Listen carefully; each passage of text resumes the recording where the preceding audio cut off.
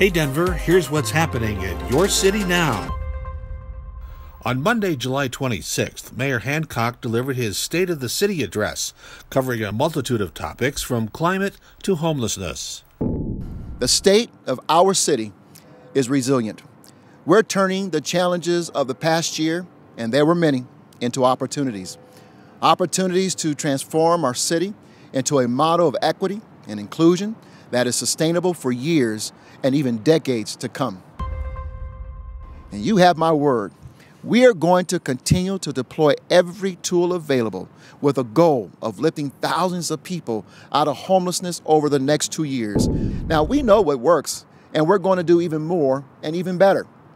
Hundreds more hotel and motel rooms, more tiny home villages, more safe outdoor spaces, and even safe parking spaces. And of course, creating new and preserving existing affordable homes. I'm proposing to infuse $28 million from the American Rescue Plan into our Affordable Housing Fund.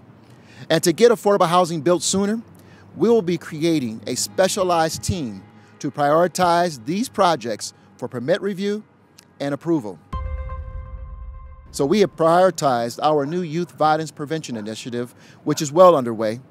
And the Denver Police Department has embarked on a new collaborative crime prevention initiative to bring more patrols to hotspot areas and delivering more resources to help these communities address the underlying factors that can give root to crime. So here's my invitation.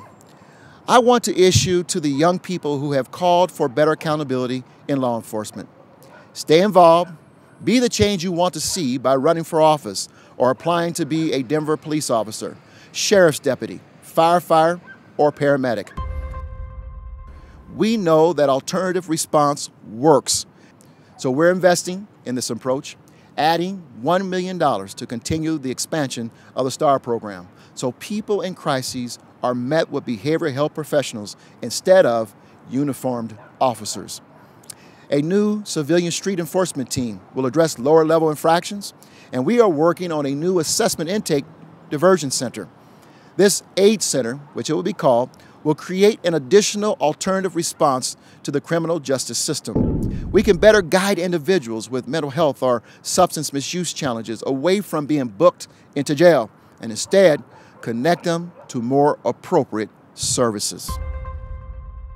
I will be submitting to City Council a $450 million infrastructure bond package to help sustain our recovery for future decades.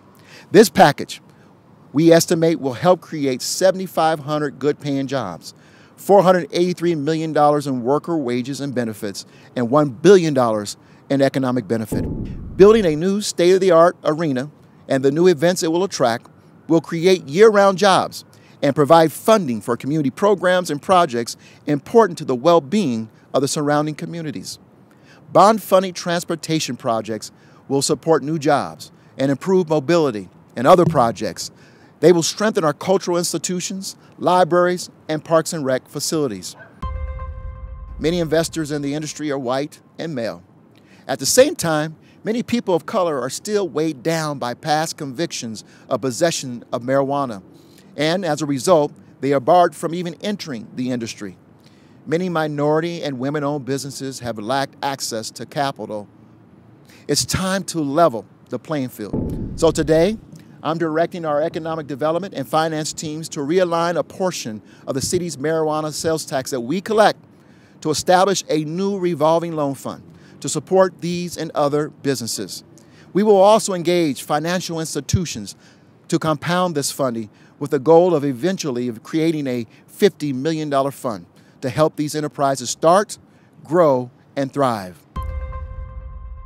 We're going to make renewable electricity more accessible to our residents and businesses, especially for low-income residents.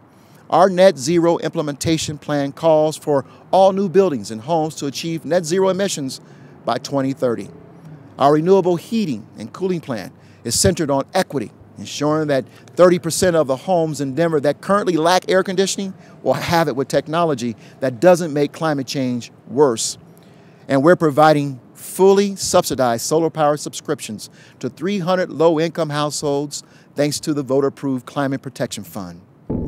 This is a Phoenix moment where we get to rise from the ashes of hardships, transformed, redefining what it means to be a 21st century city. That's the opportunity before us, and we are ready. This is no time to think small. It's time to go big. It's time to lift our heads up and move forward. For more stories and the latest full episode of Your City Now, check out Denver's YouTube page or tune in to denver8.tv.